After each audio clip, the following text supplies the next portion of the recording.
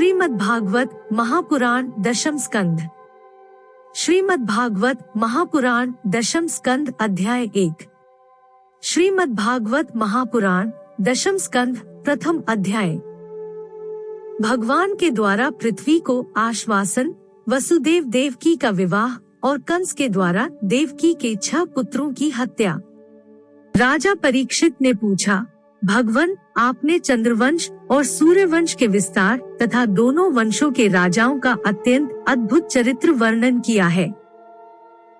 भगवान के परम प्रेमी मुनिवर, आपने स्वभाव से ही धर्म प्रेमी यदुवंश का भी विशद वर्णन किया। अब कृपा करके उसी वंश में अपने अंश श्री बलराम जी के साथ अवतीर्ण हुए भगवान श्री कृष्ण का परम पवित्र चरित्र भी हमें सुनाइए। भगवान श्री कृष्ण समस्त प्राणियों के जीवनदाता एवं सर्वात्मा हैं। उन्होंने यदुवंश में अवतार लेकर जो जो लीलाएं की, उनका विस्तार से हम लोगों को श्रवण कराइए।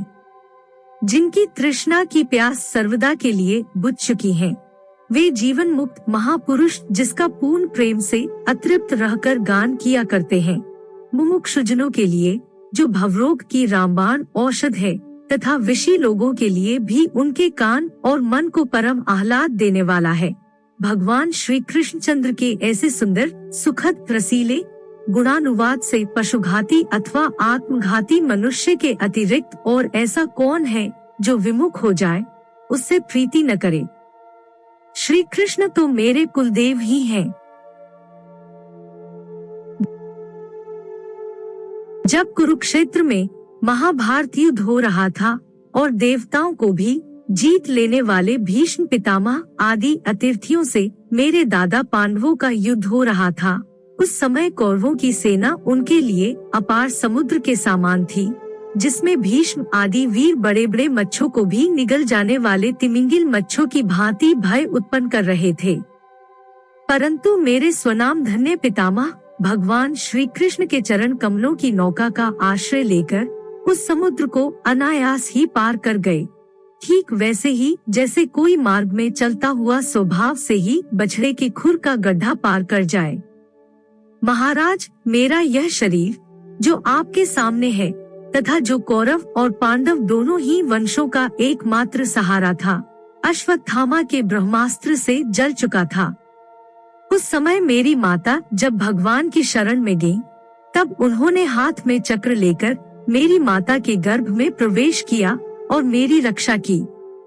वे समस्त शरीरधारियों के भीतर आत्मा रूप से रहकर अमृतत्व का दान कर रहे हैं और बाहर काल रूप से रहकर मृत्यु का मनुष्य के रूप में प्रतीत होना, यह तो उनकी एक लीला है। आप उन्हीं के ऐश्वर्य और माधुर्य से परिपूर्ण लीलाओं का वर्णन कीजिए। भगवान, आपने अभी बतलाया था कि बलराम जी रोहिणी के पुत्र थे। इसके बाद देवकी के पुत्रों में भी आपने उनकी गणना की। दूसरा शरीर धारण किए बिना 2 माताओं का पुत्र होना कैसे संभव है? असुरों को मुक्ति देने वाले और भक्तों को प्रेम वितरण करने वाले भगवान श्री कृष्ण अपने वात्सल्य स्नेह से भरे हुए पिता का घर छोड़कर ब्रज में क्यों चले गए? यदुवंश शिरोमणि भक्त वत्सल प्रभु ने नंद आदि गोप बंधुओं के साथ कहाँ निवास किया। ब्रह्मा और शंकर का भी शासन करने वाले प्रभु ने ब्रज में तथा मधुपुरी में रहकर कौन कौन सी लीलाएं की? और महाराज, उन्होंने अपनी माँ के भाई मामा कंस को अपने हाथों क्यों मार डाला? वह मामा होने के कारण उनके द्वारा मारे जाने योग्य तो नहीं था। मनुष्याकार सच्चिदानंदमय विग्रह प्रकट करके द्वारकापुरी में यदुवंशियों के साथ उन्होंने कितने वर्षों तक निवास किया और उन सर्वशक्तिमान प्रभु की पत्नियां कितनी थीं? मुने, मैंने श्री कृष्ण की जितनी लीलाएं पूछी हैं और जो नहीं पूछी हैं, वे सब आप मुझे विस्तार से सुनाइए, क्योंकि आप सब कुछ जानते हैं और मैं बड़ी श्रद्धा के साथ उन्हें सुनना चाहता हूँ। भगवान, अन्न की तो बात ही क्या, मैंने जल का भी परित्याग कर दिया है। फिर भी वह असह्य भूख प्यास मुझे तनिक भी नहीं सता रही है, क्योंकि मैं आपके मुखकमल से झरती हुई भगवान की सुधा में लीलाकथा का पान कर रहा हूँ। सूत जी कहते हैं, शौनक जी, भगवान के प्रेमियों में अग्रगण्य एवं सर्वज्ञ श्री सुखदेव जी महाराज ने परीक्षित का ऐसा समीचीन प्रश्न सुनकर उनका अभिनंदन किया और भगवान श्री कृष्ण की उन लीलाओं का वर्णन प्रारंभ किया जो समस्त कलिमलों को सदा के लिए धो डालती है। श्री सुखदेव जी कहते हैं, भगवान की लीलारस के रसिक राजर्षि, तुमने जो कुछ निश्चय किया है वह बहुत ही सुंदर और आदरणीय है, क्योंकि सबके हृदयाराध्य श्री कृष्ण की लीला कथा श्रवण करने में तुम्हें सहज एवं सुदृढ़ प्रीति प्राप्त हो गई है। भगवान श्री कृष्ण की कथा के संबंध में प्रश्न करने से ही वक्ता, प्रश्नकर्ता और श्रोता तीनों ही पवित्र हो जाते हैं, जैसे गंगा जी का जल या भगवान शालिग्राम का चरणामृत सभी को पवित्र कर देता है। परीक्षित, उस समय लाखों दैत्यों के दल ने घमंडी राजाओं का रूप धारण कर अपने भारी भार से पृथ्वी को आक्रांत कर रखा था। उससे त्राण पाने के लिए वह ब्रह्मा जी की शरण में गई। पृथ्वी ने उस समय गौ का रूप धारण कर रखा था। उसके नेत्रों से आंसू बह बहकर मुंह पर आ रहे थे। उसका मन तो खिन्न था ही, शरीर भी बहुत कृश हो गया था। वह बड़े करुण स्वर से रंभा रही थी। ब्रह्मा जी के पास जाकर उसने उन्हें अपनी पूरी कष्टकहानी सुनाई। ब्रह्मा जी ने बड़ी सहानुभूति के साथ उसकी दुख गाथा सुनी। उसके बाद वे भगवान शंकर, स्वर्ग के अन्य प्रमुख देवता तथा गौ के रूप में आई हुई पृथ्वी को अपने साथ लेकर क्षीर सागर के तट पर गए। भगवान देवताओं के भी आराध्य देव हैं। वे अपने भक्तों की समस्त अभिलाषाएं पूर्ण करते हैं और उनके समस्त क्लेशों को नष्ट कर देते हैं। वे ही जगत के एकमात्र स्वामी हैं। क्षीर सागर के तट पर पहुंचकर ब्रह्मा आदि देवताओं ने पुरुष सूक्त के द्वारा परम पुरुष सर्वांतर्यामी प्रभु की स्तुति की। स्तुति करते करते ब्रह्मा जी समाधिस्थ हो गए। उन्होंने समाधि अवस्था में आकाशवाणी सुनी। इसके बाद जगत के निर्माणकर्ता ब्रह्मा जी ने देवताओं से कहा, देवताओं, मैंने भगवान की वाणी सुनी है। तुम लोग भी उसे मेरे द्वारा अभी सुन लो और फिर वैसा ही करो। उसके पालन में विलंब नहीं होना चाहिए। भगवान को पृथ्वी के कष्ट का पहले से ही पता है। वे ईश्वरों के भी ईश्वर हैं। अतः अपनी काल शक्ति के द्वारा पृथ्वी का भार हरण करते हुए वे जब तक पृथ्वी पर लीला करें, तब तक तुम लोग भी अपने अपने अंशों के साथ यदुकुल में जन्म लेकर उनकी लीला में सहयोग दो। वसुदेव जी के घर स्वयं पुरुषोत्तम भगवान प्रकट होंगे। उनकी और उनकी प्रियतमा की सेवा के लिए देवांगनाएं जन्म ग्रहण करें। स्वयं प्रकाश भगवान शेष भी, जो भगवान की कला होने कारण अनंत हैं और जिनके सहस्र मुख हैं, भगवान के प्रिय कार्य करने के लिए उनसे पहले ही उनके बड़े भाई के रूप में अवतार ग्रहण करेंगे। भगवान की वह ऐश्वर्यशालिनी योग माया भी, जिसने सारे जगत को मोहित कर रखा है, उनकी आज्ञा से उनकी लीला के कार्य संपन्न करने के लिए अंश रूप से अवतार ग्रहण करेंगी। श्री सुखदेव जी कहते हैं, परीक्षित, प्रजापतियों के स्वामी भगवान ब्रह्मा जी ने देवताओं को इस प्रकार आज्ञा दी और पृथ्वी को समझा बुझाकर ढास बंधाया। इसके बाद वे अपने परम धाम को चले गए। प्राचीन काल में यदुवंशी राजा थे सूरसेन। वे मथुरापुरी में रहकर माथुर मंडल और शूरसेन मंडल का राज्य शासन करते थे। उसी समय से मथुरा ही समस्त यदुवंशी नरपतियों की राजधानी हो गई थी। भगवान श्रीहरि सर्वदा यहाँ विराजमान रहते हैं। एक बार मथुरा में शूर के पुत्र वसुदेव जी विवाह करके अपनी नवविवाहिता पत्नी देवकी के साथ घर जाने के लिए रथ पर सवार हुए। उग्रसेन का लड़का था कंस। उसने अपनी चचेरी बहन देवकी को प्रसन्न करने के लिए उसके रथ के घोड़ों की रास पकड़ ली। वह स्वयं ही रथ हाँकने लगा। यद्यपि उसके साथ सैकड़ों सोने के बने हुए रथ चल रहे थे। देवकी के पिता थे देवक। अपनी पुत्री पर उनका बड़ा प्रेम था। कन्या को विदा करते समय उन्होंने उसे सोने के हारों से अलंकृत 400 हाथी, 15,000 घोड़े, 1800 रथ तथा सुंदर सुंदर दासियां दहेज में दी। विदाई के समय वरवधू के मंगल के लिए एक ही साथ शंख, तुरही, मृदंग और दुंदुभियां बजने लगी। मार्ग में जिस समय घोड़ों की रास पकड़कर कंस रथ हाँक रहा था, उस समय आकाशवाणी ने उसे संबोधन करके कहा, अरे मूर्ख, जिसको तू रथ में बैठा कर लिए जा रहा है, उसकी 8वें गर्भ की संतान तुझे मार डालेगी। कंस बड़ा पापी था। उसकी दुष्टता की सीमा नहीं थी। वह भोजवंश का कलंक ही था। आकाशवाणी सुनते ही उसने तलवार खींच ली और अपनी बहन की चोटी पकड़कर उसे मारने के लिए तैयार हो गया। वह अत्यंत क्रूर तो था ही, पापकर्म करते करते निर्लज्ज भी हो गया था। उसका यह काम देखकर महात्मा वसुदेव जी उसको शांत करते हुए बोले। वसुदेव जी ने कहा, राजकुमार, आप भोजवंश के होनहार वंशधर तथा अपने कुल की कीर्ति बढ़ाने वाले हैं। बड़े बड़े शूरवीर आपके गुणों की सराहना करते हैं। इधर यह तो एक स्त्री, दूसरे आपकी बहन और तीसरे यह विवाह का शुभ अवसर। ऐसी स्थिति में आप इसे कैसे मार सकते हैं?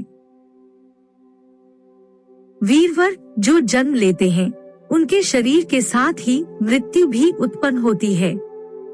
आज हो या 100 वर्ष के बाद जो प्राणी है, उसकी मृत्यु होगी ही।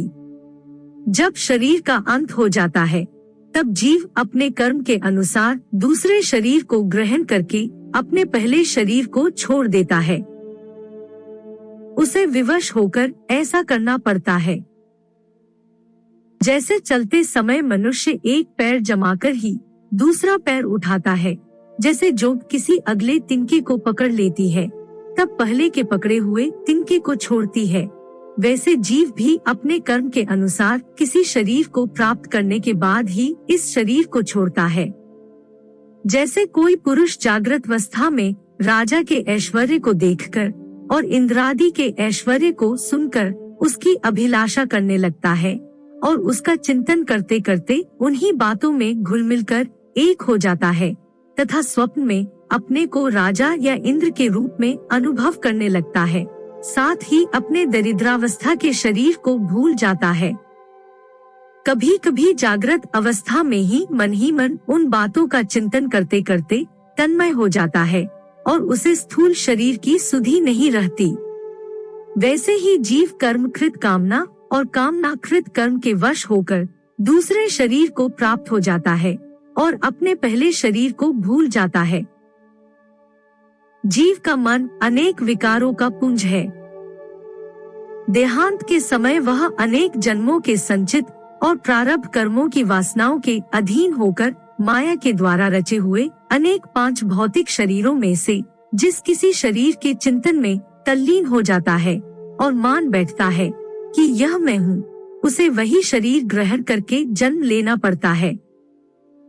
जैसे सूर्य, चंद्रमा आदि चमकीली वस्तुएं जल से भरे हुए घड़ों में या तेल आदि तरल पदार्थों में प्रतिबिंबित होती हैं और हवा के झोंके से उनके जल आदि में हिलने डोलने पर उनमें प्रतिबिंबित वस्तुएं भी चंचल जान पड़ती हैं, वैसे ही जीव अपने स्वरूप के अज्ञान द्वारा रचे हुए शरीर में राग करके उन्हें अपना आप मान बैठता है और मोहवश उनके आने जाने को अपना आना जाना मानने लगता है। इसलिए जो अपना कल्याण चाहता है, उसे किसी से द्रोह नहीं करना चाहिए, क्योंकि जीव कर्म के अधीन हो गया है और जो किसी से भी द्रोह करेगा उसको इस जीवन में शत्रु से और जीवन के बाद परलोक से भयभीत होना ही पड़ेगा। कंस, यह आपकी छोटी बहन अभी बच्ची और बहुत दीन है। यह तो आपकी कन्या के समान है। इस पर अभी अभी इसका विवाह हुआ है। विवाह के मंगल चिन्ह भी इसके शरीर से नहीं उतरे हैं।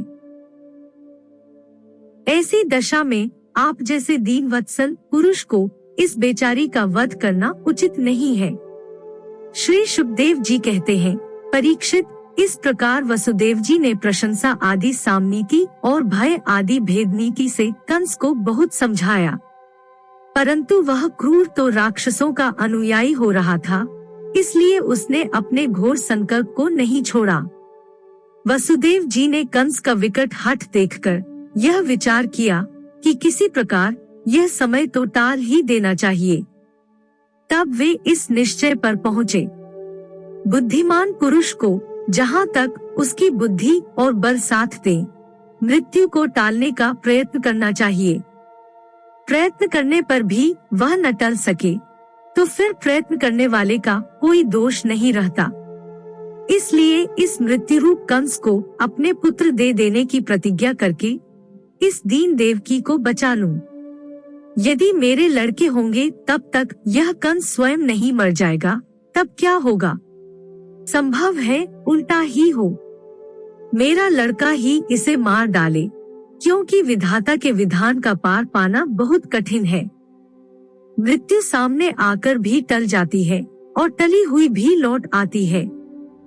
जिस समय वन में आग लगती है, उस समय कौन सी लकड़ी जले और कौन सी न जले, दूर की जल जाए और पास की बची रहे, इन सब बातों में अदृष्ट के सिवा और कोई कारण नहीं होता। वैसे ही किस प्राणी का कौन सा शरीर बना रहेगा और किस हेतु से कौन सा शरीर नष्ट हो जाएगा, इस बात का पता लगा लेना बहुत ही कठिन है। अपनी बुद्धि के अनुसार ऐसा निश्चय करके वसुदेव जी ने बहुत सम्मान के साथ पापी कंस की बड़ी प्रशंसा की। परीक्षित, कंस बड़ा क्रूर और निर्लज था, अतः ऐसा करते समय वसुदेव जी के मन में बड़ी पीड़ा भी हो रही थी। फिर भी उन्होंने ऊपर से अपने मुख कमल को प्रफुल्लित करके हंसते हुए कहा। वसुदेव जी ने कहा, सौम्य, आपको देवकी से तो कोई भय है नहीं, जैसा कि आकाशवाणी ने कहा है। भय है पुत्रों से, सो इसके पुत्र मैं आपको लाकर सौंप दूंगा। श्री शुकदेव जी कहते हैं, परीक्षित, कंस जानता था कि वसुदेव जी के वचन झूठे नहीं होते और इन्होंने जो कुछ कहा है वह युक्ति संगत भी है। इसलिए उसने अपनी बहन देवकी को मारने का विचार छोड़ दिया। इससे वसुदेव जी बहुत प्रसन्न हुए और उसकी प्रशंसा करके अपने घर चले आए। देवकी बड़ी सती साध्वी थी। सारे देवता उसके शरीर में निवास करते थे। समय आने पर देवकी के गर्भ से प्रतिवर्ष एक एक करके 8 पुत्र तथा 1 कन्या उत्पन्न हुई। पहले पुत्र का नाम था कीर्तिमान। वसुदेव जी ने उसे लाकर कंस को दे दिया। ऐसा करते समय उन्हें कष्ट तो अवश्य हुआ, परंतु उससे भी बड़ा कष्ट उन्हें इस बात का था कि कहीं उनके वचन झूठे न हो जाए। परीक्षित, सत्यसंध पुरुष बड़े से बड़ा कष्ट भी सह लेते हैं। ज्ञानियों को किसी बात की अपेक्षा नहीं होती। नीच पुरुष बुरे से बुरे काम भी कर सकते हैं और जो जितेंद्रिय हैं, जिन्होंने भगवान को हृदय में धारण कर रखा, वे सब कुछ त्याग सकते हैं। जब कंस ने देखा कि वसुदेव जी का अपने पुत्रों के जीवन और मृत्यु में समान भाव है एवं वे सत्य में पूर्ण निष्ठावान भी हैं, तब वह प्रसन्न हुआ और उनसे हंसकर बोला, वसुदेव जी, आप इस नन्हे से सुकुमार बालक को ले जाइए। इससे मुझे कोई भय नहीं है, क्योंकि आकाशवाणी ने तो ऐसा कहा था कि देवकी के 8वें गर्भ से उत्पन्न संतान के द्वारा मेरी मृत्यु होगी। वसुदेव जी ने कहा, ठीक है, और उस बालक को लेकर वापस लौट आए। परंतु उन्हें मालूम था कि कंस बड़ा दुष्ट है और उसका मन उसके हाथ में नहीं है। वह किसी भी क्षण बदल सकता है। इसलिए उन्होंने उसकी बात पर विश्वास नहीं किया। परीक्षित, इधर भगवान नारद कंस के पास आए और उससे बोले कि कंस, ब्रज में रहने वाले नंद आदि गो, उनकी स्त्रियां, वसुदेव आदि वृष्णिवंशी यादव, देवकी आदि यदुवंश की स्त्रियां और नंद वसुदेव दोनों के सजातीय बंधु बांधव और सगे संबंधी सबके सब देवता हैं, जो इस समय तुम्हारी सेवा कर रहे हैं, वे भी देवता ही हैं। उन्होंने यह भी बतलाया कि दैत्यों के कारण पृथ्वी का भार बढ़ गया है, इसलिए देवताओं की ओर से अब उनके वध की तैयारी की जा रही है। जब देवर्षि नारद इतना कहकर चले गए, तब कंस को यह निश्चय हो गया कि यदुवंशी देवता हैं और देवकी के गर्भ से विष्णु भगवान ही मुझे मारने के लिए पैदा होने वाले हैं। इसलिए उसने देवकी और वसुदेव को हथकड़ी बेड़ी से जकड़कर कैद में डाल दिया और उन दोनों से जो जो पुत्र होते गए उन्हें मारता गया। उसे हर बार यह शंका बनी रहती कि कहीं विष्णु ही उस बालक के रूप में न आ गया हो। परीक्षित, पृथ्वी में यह बात प्रायः देखी जाती है कि अपने प्राणों का ही पोषण करने वाले लोभी राजा अपने स्वार्थ के लिए माता पिता भाई बंधु और अपने अत्यंत हितैषी इष्ट मित्रों की भी हत्या कर डालते हैं। कंस जानता था कि मैं पहले कालनेमी असुर था और विष्णु ने मुझे मार डाला था। इससे उसने यदुवंशियों से घोर विरोध ठान लिया। कंस बड़ा बलवान था। उसने यदु, भोज और अंधक वंश के अधिनायक अपने पिता उग्रसेन को कैद कर लिया और शूरसेन का राज्य वह स्वयं करने लगा।